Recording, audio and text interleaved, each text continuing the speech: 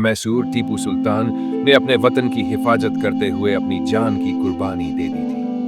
अगर टीपू सुल्तान भी चाहते तो निजाम और बाकी रजवाड़ों की तरह अंग्रेजों से संधि कर उनकी तमाम शर्तों और गुलामी को कबूल करके अपनी रियासत बचा सकते थे, लेकिन उन्होंने इस गुलामी से बेहतर शहादत को तरजीह दी। उस वक्त टीपू सुल्तान का नाम अंग्रेजों के लिए खौफ का पैगाम था। शायद ही हिंदुस्तान के किसी सुल्तान या राजा का इतना खौफ अंग्रेजों के दिलों पर रहा होगा।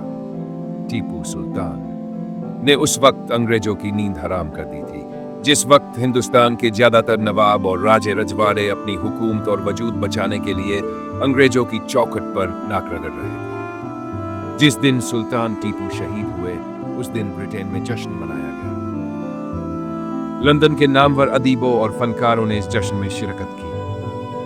अंग्रेजों में सुल्तान टीपू का इतना खौफ था कि उनकी लाश के पास जाने तक की हिम्मत नहीं जुटा पा रहे थे। जब एक गोली उनके दाएं सीने में धंस गई, तब वो जमीन पर गिर गए। जब अंग्रेजों को किसी ने यकीन दिलाया कि टीपू मारे गए, तब एक सिपाही ने उनकी म्यान में जरा रत्न निकालने की कोशिश की, लेकिन टीपू सुल्तान ने अपने आखिरी वक्त में भी उसका हाथ अपनी तलवार से जख्मी कर दिया।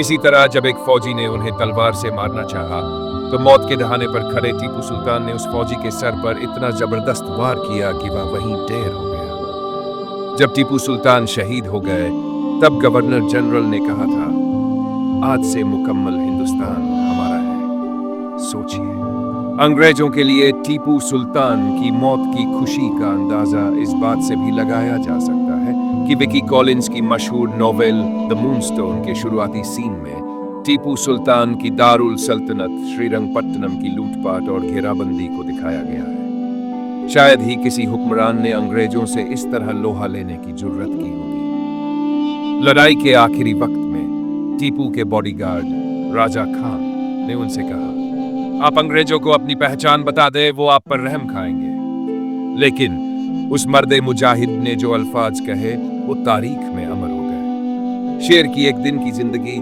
गीदड़ की 100 साल की जिंदगी से बेहतर है। जब टीपू सुल्तान का जनाजा श्रीरंगपट्टनम की गलियों से निकला, तो सड़क के दोनों ओर लोगों की कतारें लग गई। हर किसी की आंखें नम थी। औरतों ने अपनी चूड़ियां तोड़ दी। लोग जमीन पर लेटकर अपने सुल्तान की मौत का मातम कर रहे थे। और आज टीपू सुल्तान का इतिहास स्कूली पाठ्यक्रमों से हटाया जा रहा है। शायद हटाने वालों को यह नहीं पता कि इतिहास लोहे की तख्ती पर लिखा जाता है, जिसे कभी मिटाया नहीं जा सकता।